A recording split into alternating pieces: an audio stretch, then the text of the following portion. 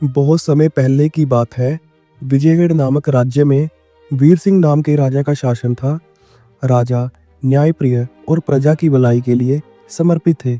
उनके दरबार में कई सेवक थे, लेकिन उनमें से एक माधव सबसे बुद्धिमान और चतुर था। एक दिन राजा वीर सिंह ने अपने सभी दरबार के मंत्रियों और सेवकों को बुलाया और कहा, मैं तुम सबकी बुद्धिमानी की परीक्षा लेना चाहता हूँ। जो इस परीक्षा में सफल होगा उसे मैं अपना विशेष सलाहकार बनाऊंगा।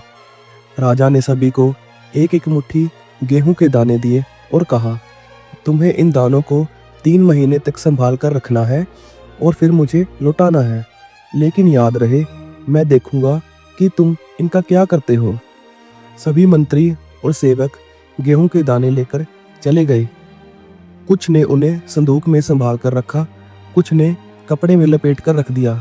लेकिन माधव ने कुछ अलग किया। उसने उन गेहूं के दानों को खेत में बो दिया और उनकी देखभाल करने लगा। 3 महीने बीत गए। राजा ने सभी को उनके दिए हुए दाने लौटाने को कहा।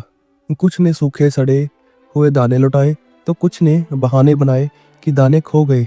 लेकिन जब माधव की बारी आई तो वह एक थैले में ताजा और सुनहरे गेहूं के दाने लेकर राजा के पास गया। राजा ने हैरानी से पूछा, ये दाने तो मैंने नहीं दिए थे, ये तो पहले से ज्यादा हैं। माधव ने विनम्रता से कहा, महाराज, मैंने आपके दिए हुए दानों को खेत में बो दिया था।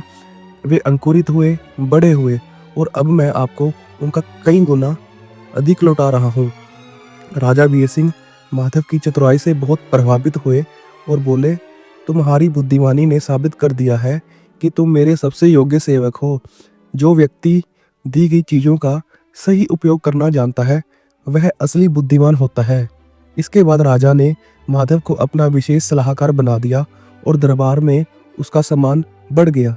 इस कहानी से हमें यह सीख मिलती है कि संसाधनों का सही उपयोग करने वाला व्यक्ति ही सच्चा बुद्धिमान होता है।